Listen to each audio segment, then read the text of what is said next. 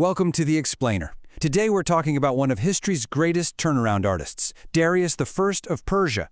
This is a guy who inherited a complete and total disaster and somehow managed to forge one of the most powerful empires the world has ever seen.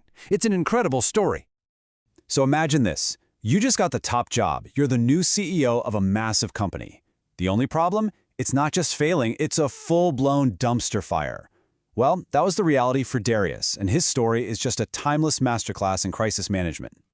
So how in the world did he pull it off? We're going to break down the 5-step playbook Darius used to rescue this sprawling enterprise we're calling Persia Inc. from the absolute brink of total collapse. Okay, step 1 in any crisis, right? You got to assess the damage. When Darius took the throne, the empire was only 7 years removed from the death of its legendary founder, Cyrus the Great.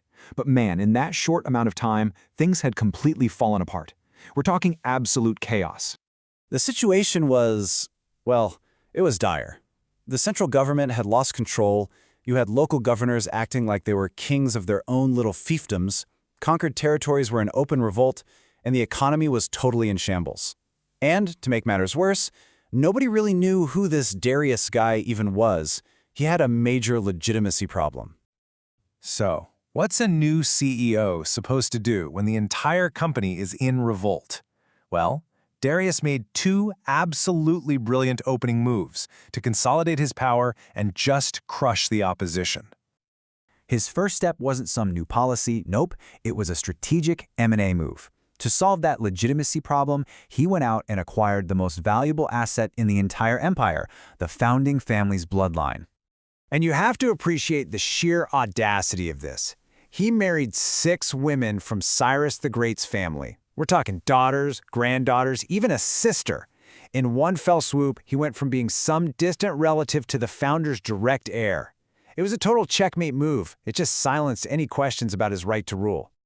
So, with the internal politics now settled, he turned his full attention to all those rebellions that were tearing the empire apart. And this is where his military background really came into play. Remember, he was the commander of the elite immortals. He was a general, first and foremost. And just look at these numbers. The results were stunning. He went on an absolute tear, racking up 19 consecutive victories and capturing 9 rebel leaders. Now, this wasn't just about winning battles. This was a loud and clear message to everyone in the empire. There is a new sheriff in town. Okay, so the crisis is averted. Now the real work begins. This is where Darius the general becomes Darius the CEO. He started the deep, structural work of rebuilding the empire from the ground up, and he made it stronger and way more efficient than it ever was before. He rolled out this series of brilliant reforms you see here.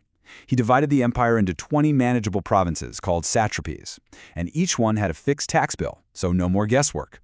He separated civil and military power, so no single governor could get too big for his britches. Then he standardized the entire economy with a single currency and a unified system of weights and measures. And to top it all off, he connected the whole thing with a massive infrastructure project, the Royal Road, which was basically an ancient interstate highway. Now, every great CEO knows you have to control the narrative, right? And Darius, well, he created the most epic annual report in history to make sure everyone knew exactly who was in charge and what he'd accomplished.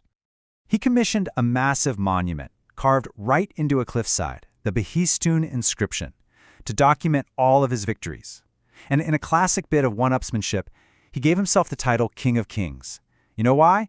Because the founder, Cyrus, had called himself King of the Universe, and Darius clearly felt the need to one-up the guy. So you might be thinking, okay, so this is just the world's oldest billboard, an ancient exercise in ego, a massive brag sheet carved in rock? And yeah, pretty much. But that's not the most important part of the story. Not even close. Because, and get this, Darius wrote his story in 3 different languages: Old Persian, Elamite, and Babylonian. So the inscription became the Rosetta Stone for cuneiform script. It's what allowed scholars, thousands of years later, to finally read the lost histories of ancient Mesopotamia. Think about that. His bragging, it literally unlocked an entire civilization for us. Under Darius's leadership, Persia Inc. reached its all-time high. It wasn't just some regional power anymore. It became the first true world empire in history. And what's really fascinating is that his playbook for unifying a huge, diverse territory, centralization, standardization, infrastructure, it actually predates China's famous first emperor, Qin Shi Huang, by over 2 centuries. You've got 2 great minds on opposite sides of the world, independently coming up with the same solutions for empire building. It's wild. And look at the scale of this operation. It was just immense. He expanded Persia's borders to span 3 continents, Europe, Asia, and Africa. His empire included the heartlands of 4 of the 5 major cradles of civilization. This was a feat that was totally unprecedented in human history. He also went a step beyond Cyrus's policy of simple tolerance. Darius saw religion as a really powerful tool for unity. By making Zoroastrianism the state religion, he was trying to create a common identity, a shared set of values that could bind his vast and diverse empire together. But this is where the story takes its inevitable, tragic turn.